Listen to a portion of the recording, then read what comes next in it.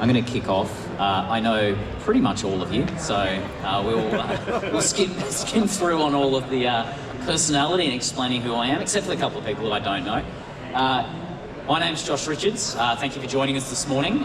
If you are still wandering in, we're kicking off Pixels and Passageways on the tech stage, talking about cave exploration in South Sulawesi.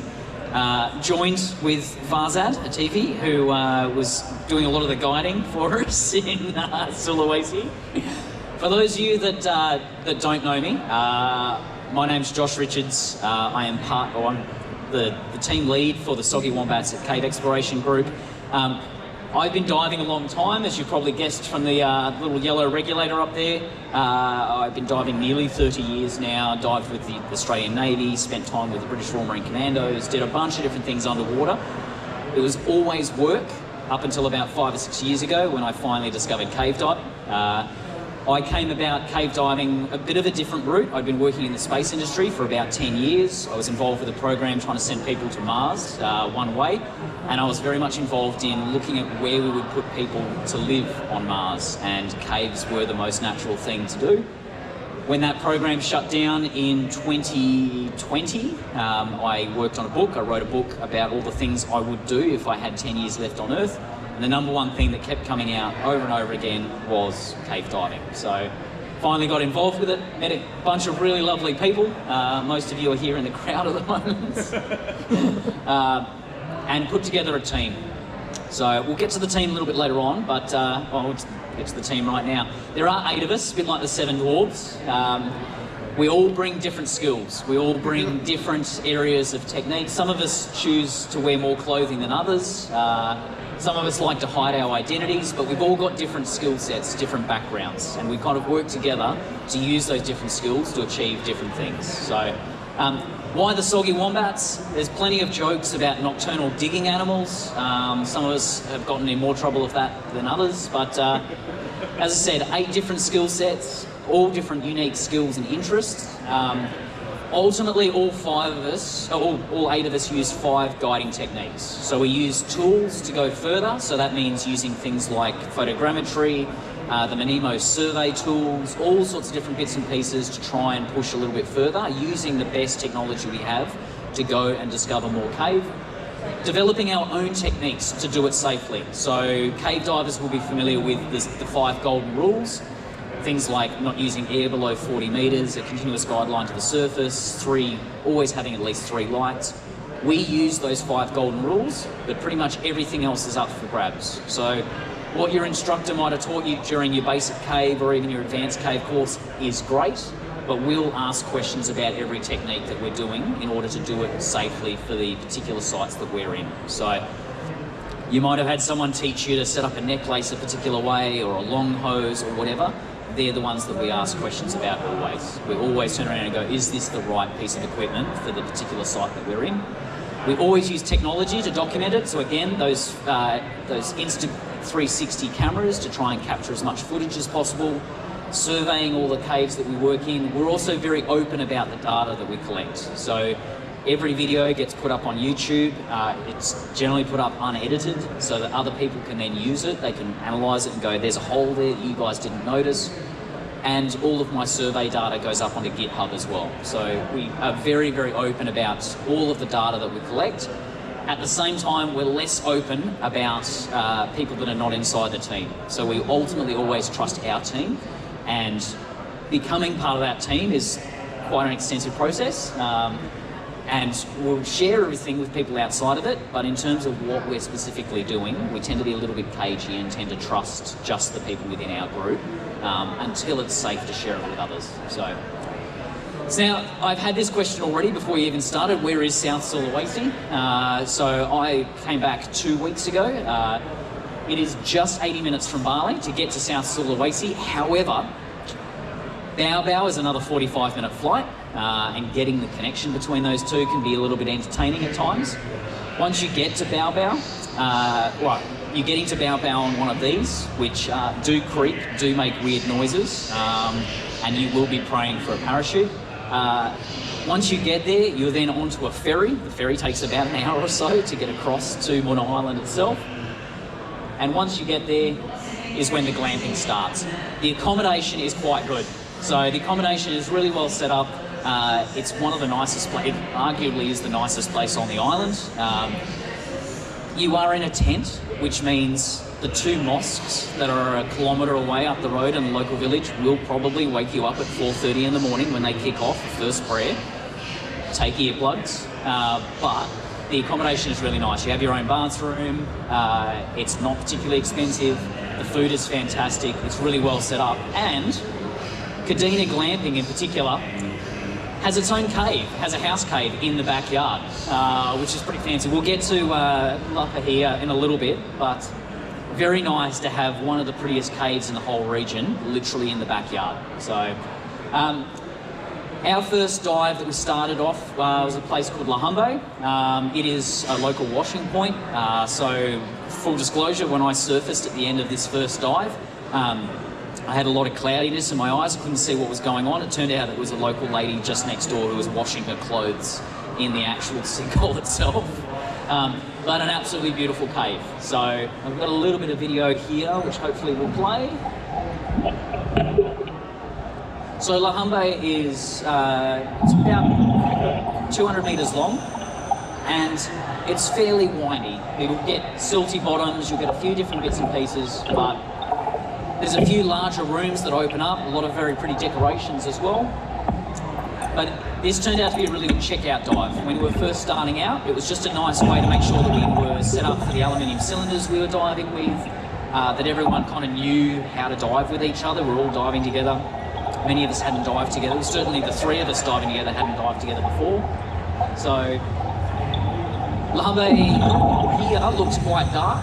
As I said, there's big rooms that open right up into beautiful decorations, big white walls, lots of cave formations, cave bacon, all sorts of different things. So it was a nice way to shake things out. Just up the road, I'll point out as well, Lahumbe was only about 10 minutes drive away from our accommodation. So just popped down.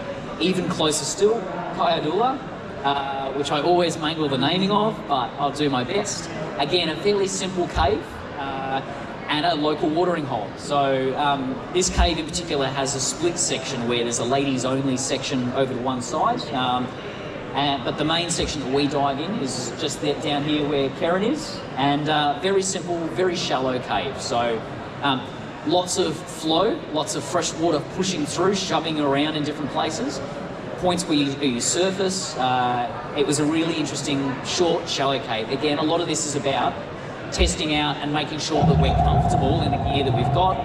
You're diving in a foreign country, you have a couple of shakeout dives to kind of adjust. But the entrance pool is this.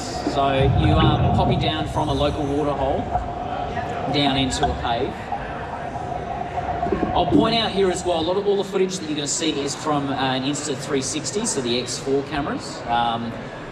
We'll get to it a little bit fairly shortly, but we ended up using the footage from these cameras to do photogrammetry modelling of the caves as well. Lau Laui is the one that everyone gets excited about. So for those of you that would have heard of Nixie expeditions or Expedition Buteng, there was a group that went out there last year and did a huge amount of cave survey, exploration of Lau Laui. This thing's huge. We swam in pretty much straight down the main line for nearly 3 kilometres, surfaced, had a quick chat, and then swam back again and didn't jump off anywhere. Absolutely stunning cave, arguably the most beautiful cave I've ever seen in my life. Lau Laui is just huge, and there are small areas where you can wiggle in and see beautiful decorations. There are deep areas that drop down into other regions that haven't been explored properly. You just swim and swim and swim through this absolutely extraordinary site. So I still stand by it. Lau Laui is the most beautiful cave I've ever seen in my life. So what sort of depth? So Lau Laui varies. Throw questions at me too while we're at it. Most of these sites are 6 to 12 metres. Lau Laui has deeper sections that will drop all the way down to sort of, I think, 18 and 20. There's potentially even more to push even further. It's a maze cave, so it just spreads out, just keeps going and going. So Beautiful, beautiful place. Still active exploration going on in there. They need people out there to go and lay line and push further. So I'll introduce one of our other wombats here. He's not with us today, obviously, but Will Tarasco Wombat.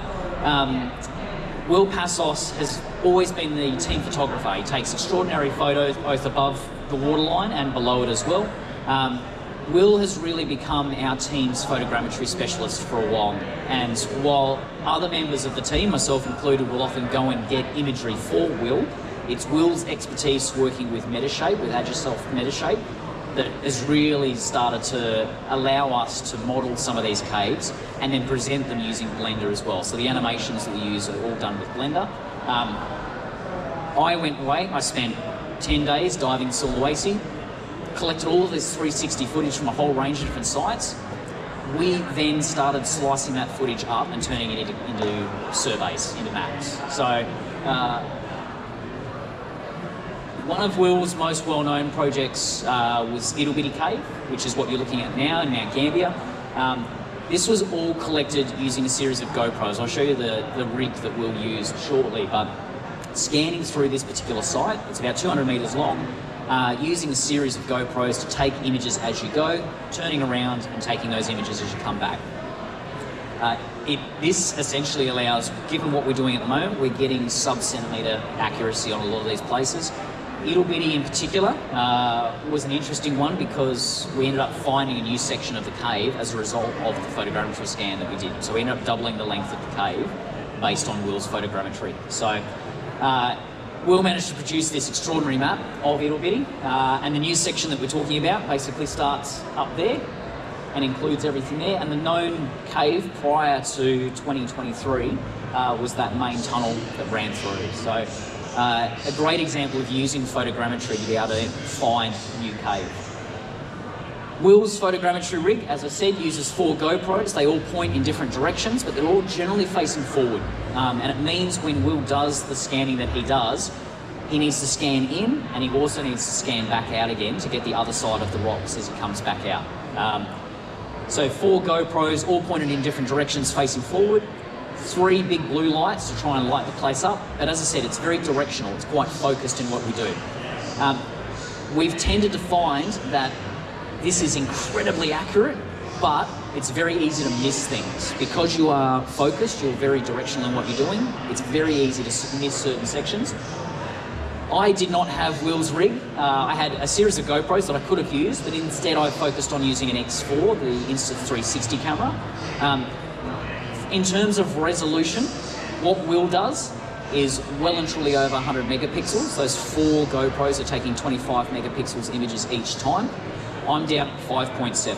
So we're talking about nearly, like just a fraction over 1/20th of the resolution, but it gives us the shape of the cave. It doesn't give us the incredible detail, but it does give us the shape of the cave, and it does allow us to find new things as a result.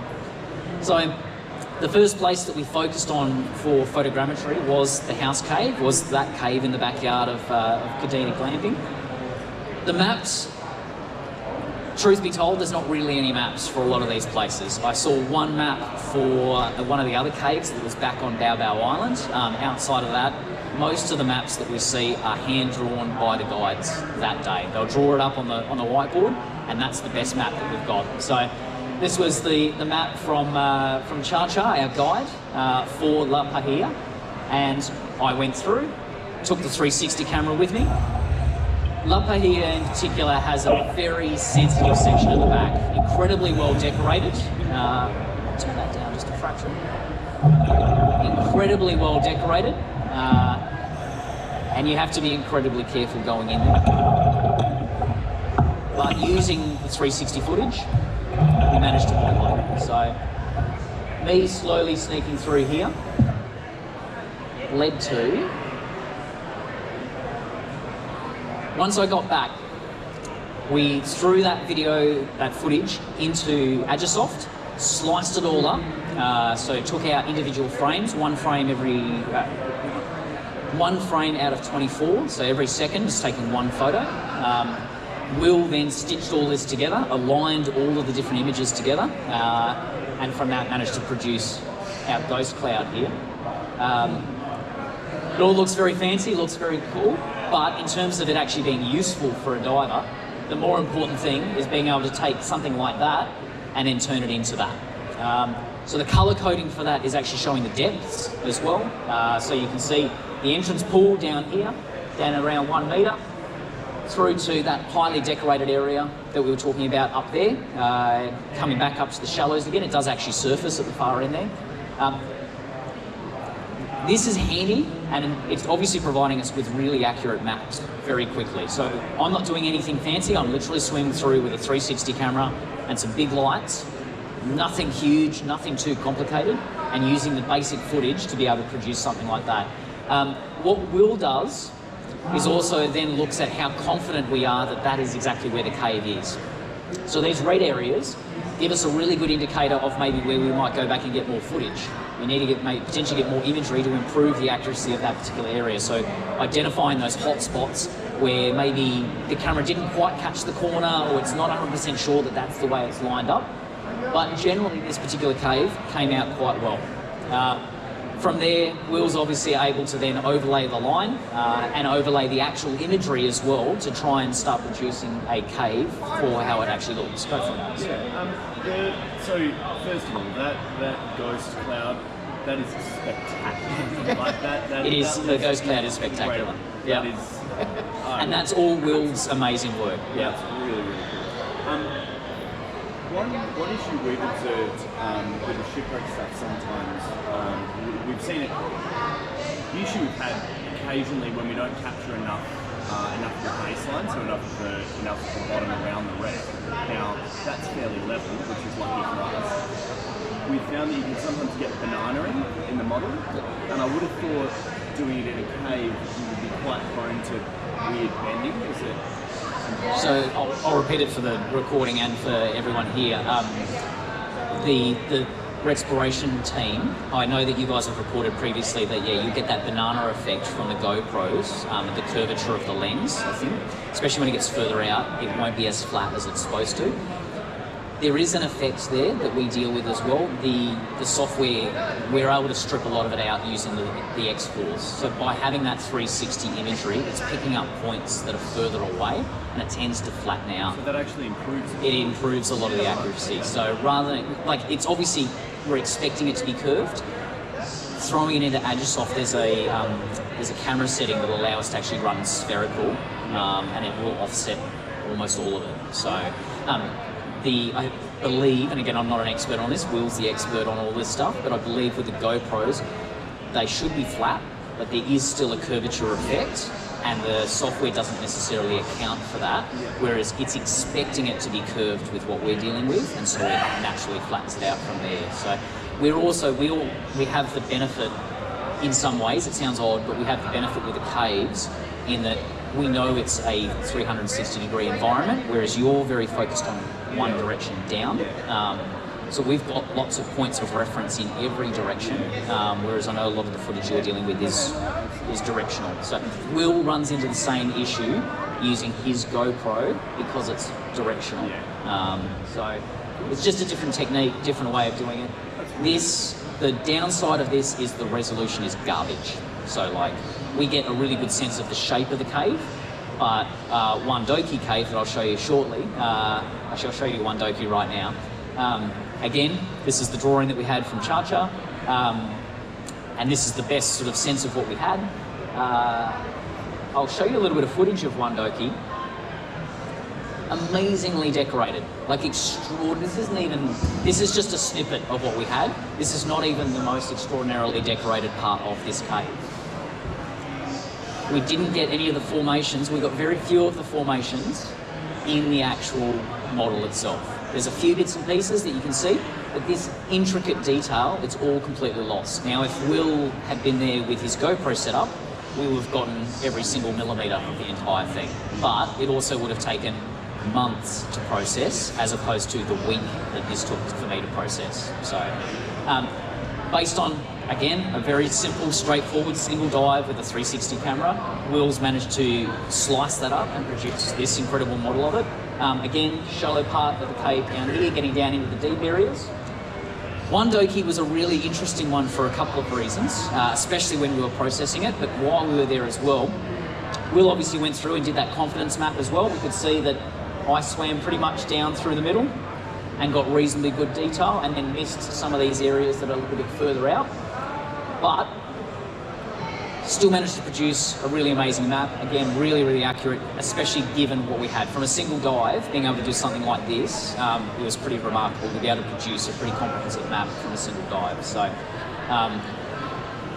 it says 130 up there. I flipped this around because Will, not knowing the direction of the cave, that is the western side of the cave, and when he produced it, he flipped it around upside down. So I have moved some of these around, so if it reads wrong, that's why. It's because Will wasn't aware of the actual direction of the cave itself.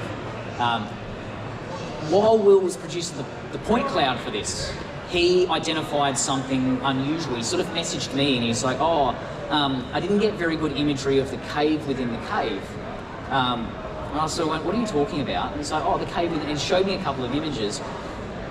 And as soon as he showed me this, I knew exactly what he was talking about.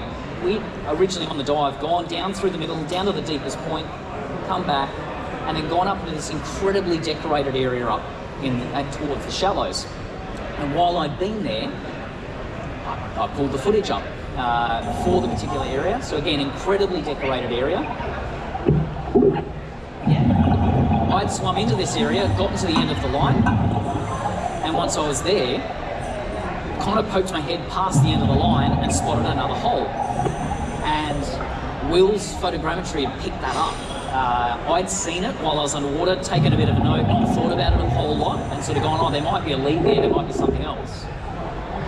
So the end of the line is just underneath me at the moment. And you can see me poking my head down and sort of going, oh, there might be something down there. First time in a cave, in this particular cave, it's incredibly decorated. I've got a buddy behind me.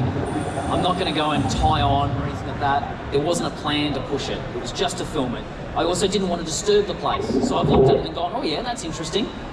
Surfaced, not given a whole lot more thought until Will pointed out on the photogrammetry and went, there's definitely something there. And when he then scanned it, sure enough, there's a fairly substantial lead there. So you need to let Robin know. I'll tell him. But we picked that up based on that fairly simple model, and we did it independently. I noted it during the dive, and then Will very clearly spotted it when he did the processing as well. So Muna Island has a huge amount of opportunity to push further. So while we were doing cave survey, we were doing photogrammetry, we were also looking for those leads that we could push. This is Moko Panjang, so one of the prettiest places to certainly start the dive. It's an incredibly beautiful dive as well, but you're literally climbing down out of the jungle into this gorgeous, crystal clear lake to then head into this dark tunnel. I think there's a little bit of footage of me, yeah. So you're literally climbing down through the forest, like down through the jungle, get into this thing, and then head down in this beautiful cave. So for folks who've dived in places like Mexico, you'll see similar sort of things. I've kind of included this because I want to make it really clear that for us here in Australia, we essentially have Mexico on our doorstep. So for folks talking about going and doing these amazing trips over to Mexico, that's awesome. It's the other side of the planet. You've got something that is maybe 5-6 hours flight away, maybe a little bit longer, but it does not take that long. And it hasn't been pushed, hasn't been explored. So in many ways, we're talking about Mexico from 30 years ago. In 7 days, we dived 10 different sites. We went back to 2 of them, and Moko Panjang was one of them. Again, pretty basic maps, pretty basic sense of what's out there. This is relatively simple. So there's a bit of a curve up here, just up into a cabin zone, but it's pretty much a straight line. And the cave just keeps going. It goes down to about 27 meters from memory, and the line just terminates. And Faz and I went down there on the first dive. I filmed it, looked on one side and went, there's a hole there. You have to put it in perspective. These places, people have just dived and no one's really pushed. If it's a big open tunnel, we'll just keep swimming. Coming from a mindset of diving somewhere like Mount Gambier, where you spot a tiny little hole and you'll potentially scratch away at it until you can like wriggle through, that's not the attitude out on Muna. Muna is very much, you know, if I can swim through it, that's where we'll stop. If I can't easily swim through it, that's pretty much where the line stops. So at the end of this, spotted a hole on one side, had a quick look, went, yep, we're going to come back here tomorrow. Came back the following day, popped into a whole new room on the other side and laid about 100 metres of line, you know, in a single dive. There's plenty of opportunities to push places like this. Moko Panjang was one, and it was a fairly easy one, big open room. I'm sure there are more leads off from that room that we discovered beyond it. What was more interesting was Laoda Palsu. Yeah, Palsu. There's Panu and there's Palsu, and they're very close to each other. So you can see Panu's there as well. This is within 100 metres of the ocean. And when you dive it, you know that because there are random jets. If this looks chaotic, it's because it was. There's jets of salt water coming in from all different directions. You're getting driven into the cave and then it's getting pushed back again. This actually looks relatively calm in comparison to what it was. It kind of felt like diving in a washing machine, if I'm honest. Just like Moko Panjang, got to the end of the line and there's a hole. There's a hole in the floor. Instead of it being a hole in the wall, there was a hole in the floor that looked about Josh size. So I popped the camera down, punched through, and opens up into this beautiful decorated room that hadn't been found before. They've laid line in it now, but it was as simple as get to the end of the line and look to a hole and push through to find a new section of cave. So inside Laoda Palsu. I'll also note, for people that know me reasonably well, I don't mind getting a bit of a wombat back scratch. There are a few opportunities to squeeze into some squeezy places. Most of what you'll see on Muna is quite large. So this was very close to the entrance. There's potentially another way to get down into this cave, and we were checking that out, but it involves obviously a bit of back scratching, which is not for everyone. I include this because it's a nice reflection of the diversity of the sites. We were down at 50 metres in some places. There's sites there you could easily dive down to 75. Most of it is 6 to 12 metres and huge maze caves, but there is a massive variety of different places that you can go, and huge potential for laying more line if you want to do that. So, which is exactly what we've got to do. So this is where I got to lay about, I think it was about 150, nearly 200 metres of line in that little room that we're down. As soon as we dropped down into that room, there was a jet of salt water coming in from one side, like absolutely hammering from one side. We didn't go into it on the first dive, but when we went back the second day, this was my target. So this looks chaotic, because it was. There's an absolutely massive jet of salt water pushing out, going straight towards the ocean. So we are less than 100 metres. I laid about 150, maybe a little bit more of line. There's no question we're out in the ocean by the end of this. Where I ended up tying the line off at the end and putting my little wombat cookie on the end, it had closed down, so there wasn't an easy way for someone to push through. There might have been other leads off to one side, but there was definitely a point there where it kind of closed down. When I was tying that off, I was getting cold water flushes of salt water pushing through that kind of felt like waves. So we're down at 19 metres, but it definitely felt like there's water movement coming through in waves through this hole. So whether or not we were popping out underneath the coral reef, who knows? Whether or not people going back need to take an SMB so they can surface in the ocean, like who knows? But it was a really bizarre and really beautiful cave. Relatively small in comparison to the other stuff, but very unique for the wave action, for those saltwater jets, all those things. So it's been a fairly quick and short one, but I wanted to leave plenty of space for questions. We've also got Faz, who I won't pull up on stage, but like we can always refer to for questions as well. One thing that Faz mentioned to me before we went was about taking a helmet. I wasn't 100% sure, but I was like, yep, sure, I've got this new Apollo mask that I'm going to strap onto the back and give it a go. Take a helmet. It's not just you going down into the dry section of these caves that you're going to clip your head. You're diving in very, very new cave, which means when you exhale, chunks of rock drop out of the roof and will hit you in the head. I watched one hit him. I got lucky. I don't think I got hit. I think Kez got hit once or twice as well.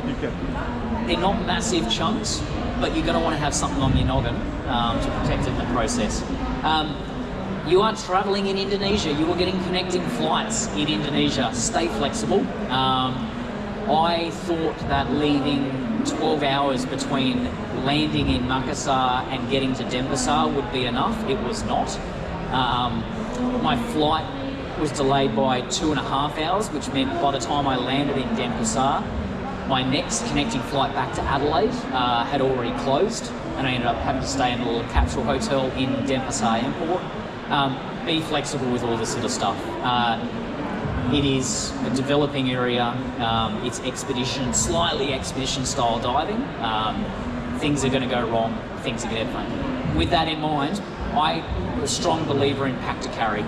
So expect to be jumping on some rickety little wooden boat, racing from Muna Island back to Bao Bao. The boat will creak, like the aircraft will creak. Be used to that kind of thing. Trying to go out there with too much stuff can be a real challenge. So being able to throw it on your back and walk with it made a really big difference for me. It's a whole new developing area out there. So well worth it, huge amounts of opportunity, but expect stuff to go wrong at the same time and take a helmet. With that, I have no idea how long I've been up here for, but do folks have questions?